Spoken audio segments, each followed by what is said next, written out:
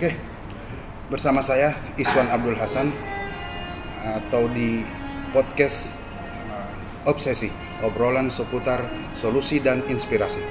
Di studio kami telah hadir seorang sosok yang sangat menginspirasi terkait pengelolaan sampah, dan beliau juga salah seorang pengurus Kadin Provinsi Gorontalo. Baik, pada kesempatan ini kami perkenalkan beliau. Dan silakan Pak memperkenalkan nama. Baik, terima kasih Pak Iswan. Assalamualaikum warahmatullahi wabarakatuh. Nama saya Agung Tri. Saya diamanai menjadi Wakil Ketua Umum Bidang Konservasi dan Lingkungan Hidup di Kadin Provinsi Gorontalo. Di bawah kepemimpinan Ibu Vera Ferial. Iya, alhamdulillah. Ya, bisa diceritakan kenapa sampai alasan apa Bapak berminat dan sangat tertarik mau bergabung di Kadin, Pak? Iya, awalnya sebelum bergabung di Kadin itu kan memang saya sudah mulai mensondingkan ke publik, ke masyarakat soal solusi dari problematika sampah kita. Kebetulan saya membawa program manajemen sampah zero ITB. Nah, ketika saya ditawarkan untuk menjadi salah satu pengurus di kepengurusan Kadinnya Ibu Vera Ferial dan diamanahkan untuk di bidang konservasi dan lingkungan hidup, saya pikir itu akan sinkron dengan apa yang selama ini saya suarakan, karena sebenarnya bicara sampah itu memang bicara solusi dari sampah, bukan hanya soal edukasi dan simulasi, tapi juga kita harus mampu menghadirkan industri pengolahan sampah, baik yang pengolahan sampah organik ataupun anorganik. Saya pikir ketika saya berada di Kadin yang dibawa kepemimpinannya Ibu Vera Ferial, saya pikir pas tempatnya. Kadin bicara dagang dan industri, dan di lingkungan hidup yang akan kita bicarakan fokusnya adalah bagaimana kita memandang keberadaan sampah yang selama ini tidak terkelola. Kita akan posisikan sampah sebagai aset, bukan lagi problem, dan sampah pada akhirnya akan menghadirkan industri. Ya, benar-benar saya sepakat dan sangat setuju. Di kata kuncinya saya ambil solusi. Nah, olehnya pada kesempatan ini saya melalui channel kami Podcast Obsesi, obrolan seputar solusi dan inspirasi. Ini salah satu solusi dan inspirasi yang Bapak hadirkan. Nah, terkait sampah yang menjadi persoalan utama yang ada di Provinsi Gorontalo, beliau akan membuat suatu program sebagaimana dijabarkan singkat tadi. Tentunya ini sangat dibutuhkan oleh kita semua dan membutuhkan semua elemen untuk bertanggung jawab terhadap para sampah. Pihak harus terlibat. Ya. Dan hari ini konsep apa yang beliau bawa terkait sampah ini? Ya, kita dengarkan penjelasan beliau lah. Silakan konsep sampah.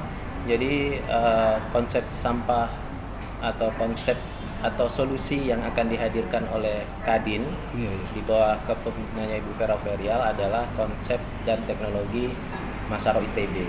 Oh, Masaro. Jadi Masaro bisa ITB. Dijelaskan sedikit Masaro itu singkatan dari Masaro ITB itu adalah Masaro itu sendiri itu singkatan dari manajemen sampah zero. Oh, manajemen sampah zero. Jadi Masaro hadir itu mengenalkan bahwa sampah itu bukan lagi sebagai sebuah problem, tapi sebagai aset, dan Masaro juga akan menghadirkan teknologinya. Jadi selama ini yang kita kenalkan sampah ini kan hanya pengelolaan sampah ya maksudnya. Itu kan pola linier yang diterapkan atau yang diimplementasikan, tapi apa itu disadari atau tidak ya kita nggak tahu, tapi polanya sudah ketahuan. Jadi ketika penanganan terhadap sampah hanya kita kumpul, kita angkut dan kita buang, nah, itu yang disebut dengan pola linier. Dan kalau dengan pola itu sepertinya sampah tidak akan selesai. Jadi problem sampah artinya ini hanya menggunakan pola lama. Pastinya pola yang harus digeser menjadi pola sirkular atau sirkulasi, yang pastinya sampah punya nilai manfaat.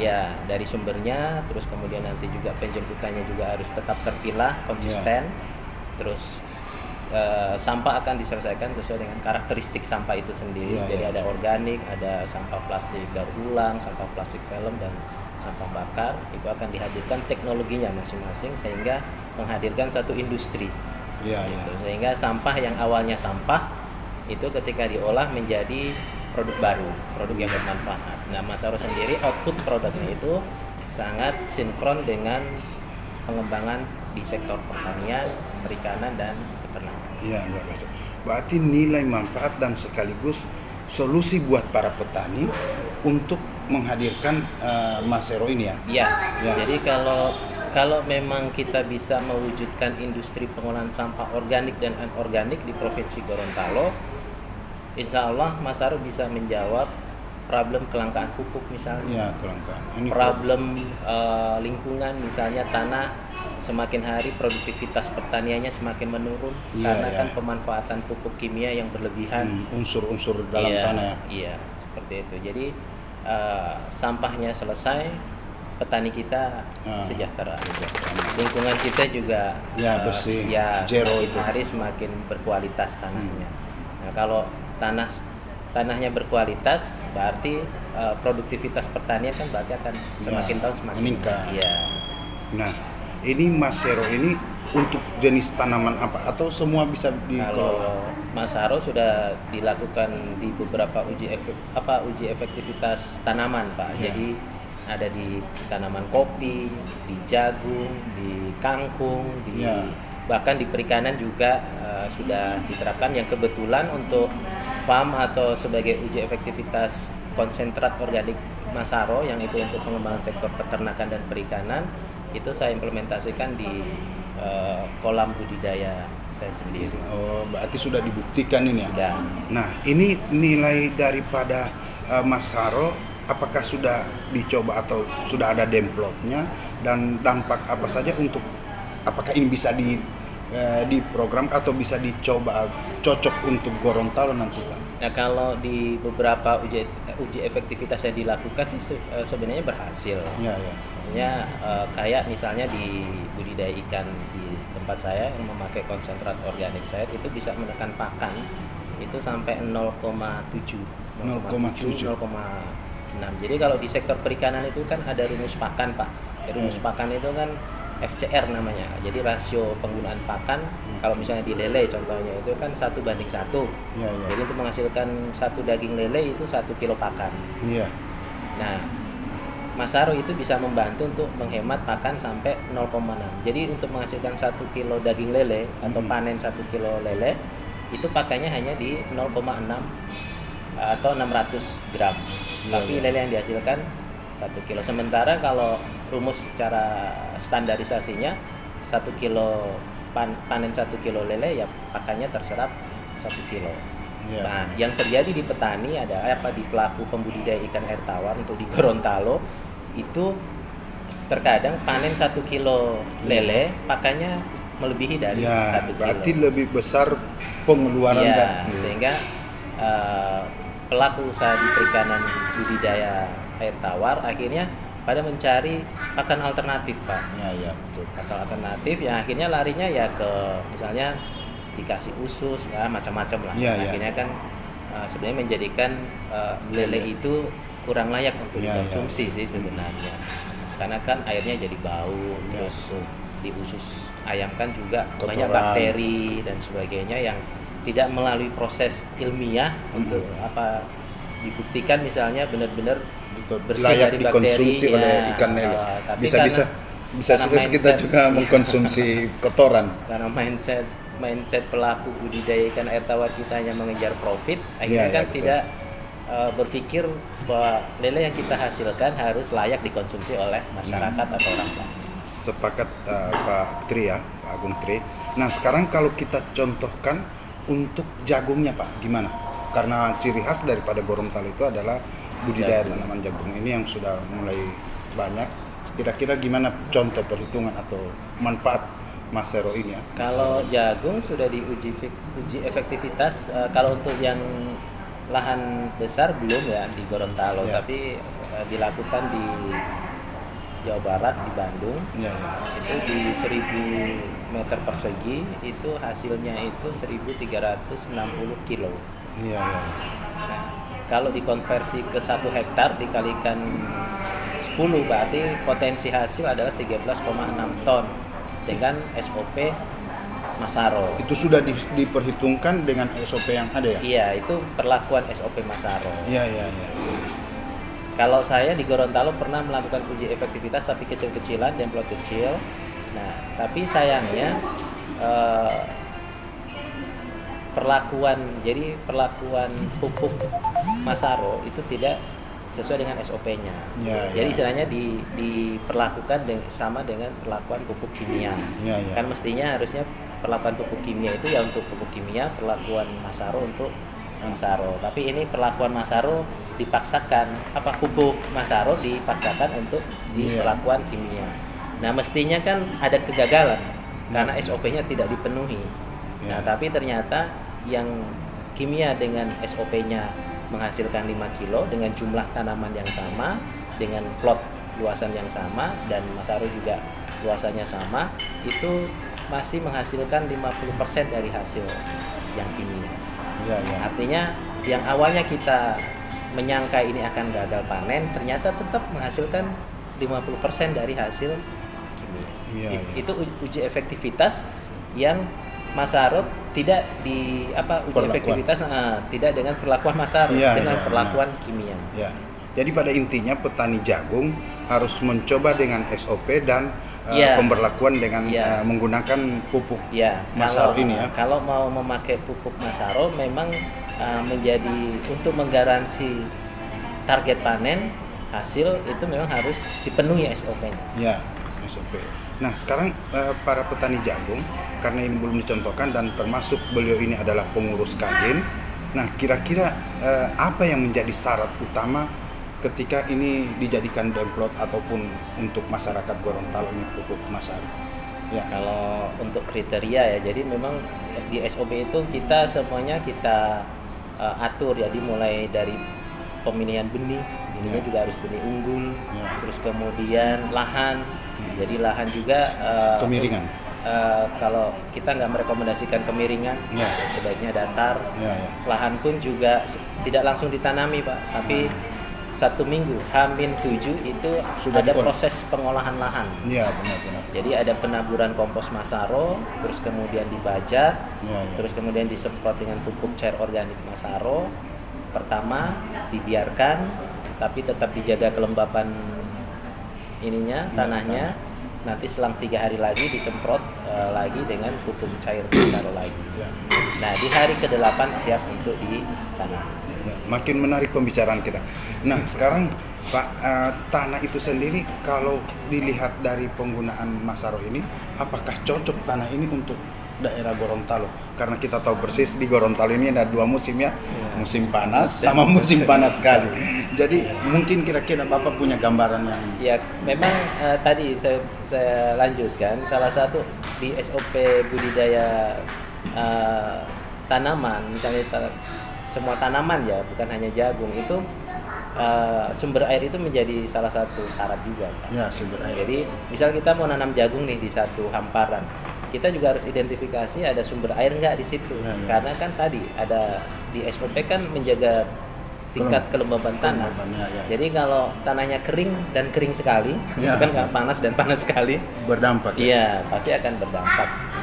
Nah, ini kan yang harus menurut saya ini juga harus dibenahi mindset pola pikir petani kita, bahwa nanam kalau kita budidaya itu ya jangan hanya sekedar yang penting ada lahan, kita bisa nanam, intinya tumbuh sekarang sendiri. Dengan kehadiran Masaro bisa meningkatkan ya. Jadi kalau mau bicara tentang produktivitas pertanian, nggak akan mustahil akan tercapai kalau mindset tidak dibenahi. Iya, benar. Mindset bertani. Artinya masyarakat petani jagung harus merubah pola. Iya, harus merubah pola mindset yang kemarin dengan cara lama konvensional. Ya, itu harapannya. Tradisional gitu. Digeser ke cara yang lebih modern, ramah lingkungan. Nah, oke. Sehubungan dengan Bapak menjabat sebagai Wakil Ketua Umum di bidang lingkungan hidup ya dan konservasi. Nah, program apa saja yang sudah Bapak buat untuk Kadin dan untuk masyarakat Gorontalo pada umumnya? Kalau untuk yang sekarang untuk program konservasi dan lingkungan hidup, yang pasti kita terus mengkampanyekan dan terus mengedukasi sosialisasikan bahwa sampah harus dipilah di sumbernya, bahwa sampah juga harus dijemput juga secara terpilah, sampah harus mulai kita olah dan sampah harus bisa kita jual supaya sampah tidak menjadi beban APBD, APBN. Itu terus secara intens dan berkesinambungan itu kita kampanyekan terus di mana-mana. Program yang lain juga kita mencoba untuk bersinergi dengan sektor pendidikan. Kita memilih untuk awal ini memilih di pendidikan tinggi ya, salah satu kampus di Provinsi Gorontalo, Universitas Muhammadiyah Gorontalo. Jadi kebetulan di hari ini tanggal 1 pas di hari lahirnya Pancasila itu teman-teman pergerakan Perhimpunan Indonesia itu kan menginisiasi kegiatan rebuilding pengelolaan sampah di Kota Gorontalo. Kemudian menghadirkan juga pencetus Masaro sendiri yaitu Prof. Ahmad Zainal Abidin, salah satu guru besar ITB. Guru ITB ya? Guru besar itu mungkin? Iya. Jelas. Jadi berarti didatangkan ke Gorontalo? Iya. Kemudian kawan-kawan dari PPI bersinergi dengan kami, Kadin Provinsi Gorontalo. Kebetulan Masaro ITB melekat di Kadin sebagai salah satu program kerja. Jadi karena bertepatan dengan serangkaian dengan itu, jadi di tanggal 2 Juni Kamis itu Prof akan memberikan kuliah di Universitas Muhammadiyah Gorontalo.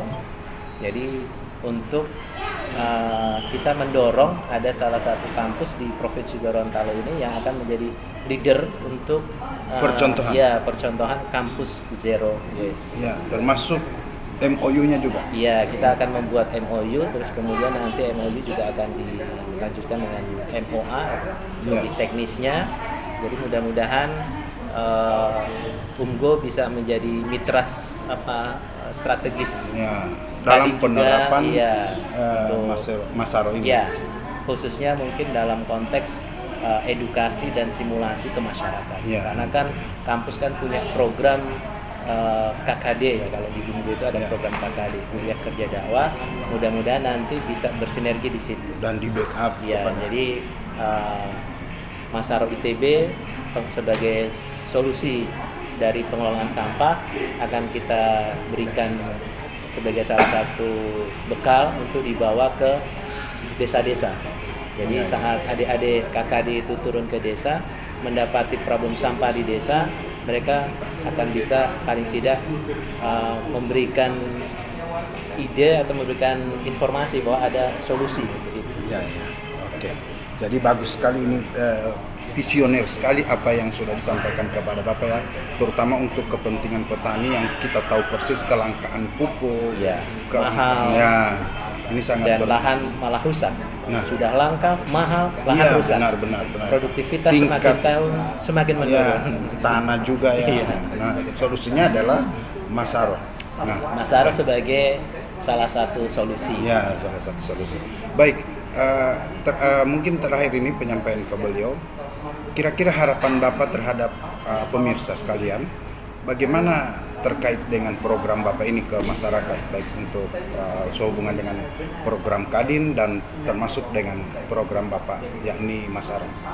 Kalau harapan saya secara pribadi dan juga mungkin mewakili pengurus Kadin Provinsi Gorontalo di bawah kepemimpinannya Ibu Vera Ferial, ya kami berharap menginginkan bahwa ada kesadaran secara kolektif untuk memahami bahwa sampah harus kita pilah dari sumbernya. Artinya sampah harus kita pilah dari lingkungan kita masing-masing, dari rumah kita masing-masing, dari tempat usaha kita masing-masing. Nah, tapi selain itu juga kami berharap, Kadin juga berharap bahwa pemerintah juga harus hadir di situ. Ya.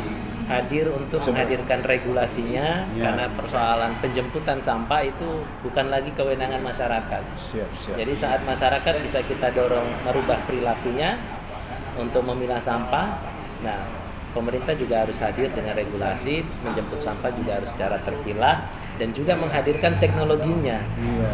Jadi kalau sampah dijemput secara terpilah, itu mau dijadikan apa? Ya, benar. Jadi juga pemerintah harus menghadirkan teknologinya sampai kemudian real menjadi satu produk yang nanti bisa mensupport untuk perkembangan pertanian organik, peternakan organik, dan perikanan organik. Iya, benar. Cukup ya Pak ya? Ya. Jadi gini, paling terakhir dari saya, karena Bapak ada tadi kita ini sama-sama di Kadin Gorontalo, Provinsi Gorontalo di bawah kepemimpinan Ibu Pera Ferial sebagai Ketua Umum.